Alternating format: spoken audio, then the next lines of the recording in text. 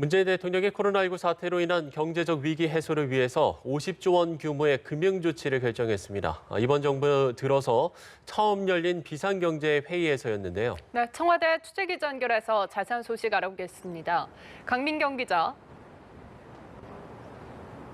네, 청와대입니다. 문재인 대통령은 중소기업과 소상공인의 도산 위험을 없애야 한다고 말했습니다. 그러기 위해서는 빌린 돈을 갚아야 한다는 압박, 즉 금융 불안을 해소해야 한다고 덧붙였습니다. 그러면서 50조억 원 규모의 특단의 비상금융 조치를 결정한다고 말했는데요. 몇 가지 조치를 직접 소개했습니다. 우선 소상공인의 긴급 경영자금을 확대했습니다. 12조 원 규모입니다. 취급 기간도 시중은행으로 확대해서 어디에서나 1.5% 수준의 초저금리를 이용하도록 조치했습니다. 또 대출 원금의 만기를 연장하겠다고 했습니다. 여기에는 사상 처음으로 새마을금고 같은 제2금융권이 포함됩니다. 소상공인 등에게는 이자 납부도 유예해주겠다고 했습니다. 5천만 원까지 추가 대출 보증도 제공합니다. 문 대통령은 이런 금융 지원이 그림의 떡이 되어서는 안 된다며 보증 심사를 포함한 절차를 간소화해서 병목 현상을 없애라고 지시했습니다. 또 오늘 대책은 아주 일부에 불과하다면서 다음 회의에서는 수입이 줄거나 실업자를 위한 지원 대책을 내놓겠다고 했습니다. 정부 지원에는 한계가 있을 테니 지자체들에게도 협력해달라고 촉구했습니다. 네, 비상경제회의라는 게 사실 조금은 생소한데 그 의미를 간단히 짚어주시죠.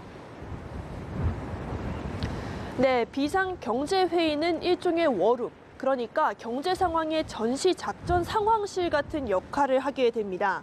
우리 사회에 필요한 정책을 신속하게 결정한 뒤에 시행하는 게 회의의 주된 목적입니다. 가장 최근에는 2008년 금융위기 때 이명박 전 대통령이 주재를 했습니다.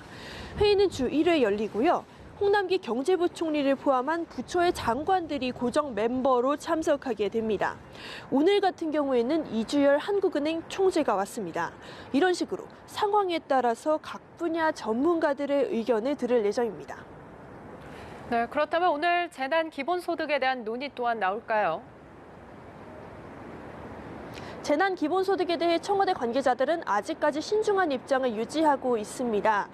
토론 가능성은 열려 있지만 의제를 올리진 않았다는 게 관계자들의 공통된 설명이었습니다.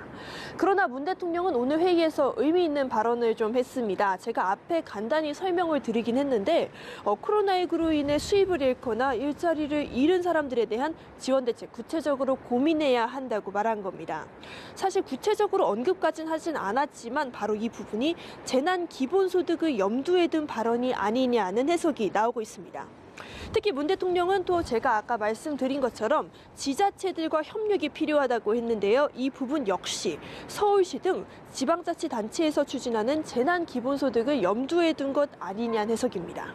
이 때문에 재난 기본소득에 대한 논의는 꼭 오늘 회의가 아니더라도 당장 다음 회의에서 논의될 가능성이 크다는 관측이 나옵니다. 지금까지 청와대에서 연합뉴스TV 강민경입니다.